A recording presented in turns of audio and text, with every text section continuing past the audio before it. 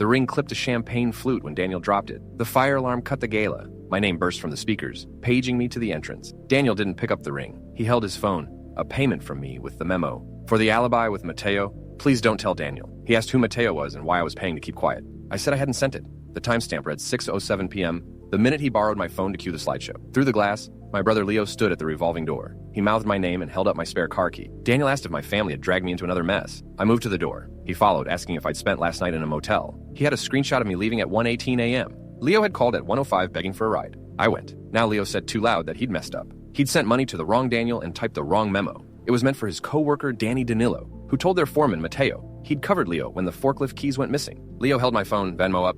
The payment had reached my Daniel with that memo and a red heart. Daniel stared at the heart. Hotel security asked if I owned a silver Civic. Valet had found a broken taillight and an unregistered plate under the passenger. Leo said he could explain. Daniel said he didn't want to hear my brother explain anything. He'd paid fines for Leo and answered the door for a collector. We walked to the valet bay. The Civic's trunk was open. A crate of copper wiring sat inside. Leo said it was job site salvage, legal. The foreman wanted it gone before inspection, and he'd panicked. He said the taillight cracked when a pallet slipped, and that he swapped the plate because the real one was stolen. A valet held an envelope with my name and our 3 key cards. Daniel stopped at the curb. He asked if I'd given Leo those cards. I said he had my spare because he watered our plants. Daniel asked about the duffel. Leo said it held his cash tips. He wouldn't open it. Then he did. Tools, bandages, a rolled sweatshirt of mine. Inside, the saxophone tried to stitch the room. Daniel kept looking at the memo, the tiny heart refusing to blink away. He asked if I would ever choose him over Leo. Leo said he was sorry and that he'd fix it by morning. Daniel asked what fix meant. Leo didn't answer. A patrol car slid to the curb, summoned by the report for unregistered plates. The officer asked who owned the car. I lifted my hand.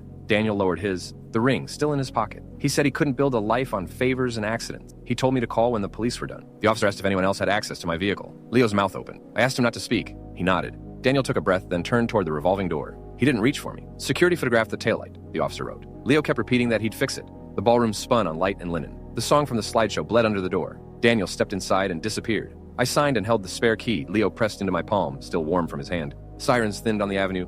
Air, so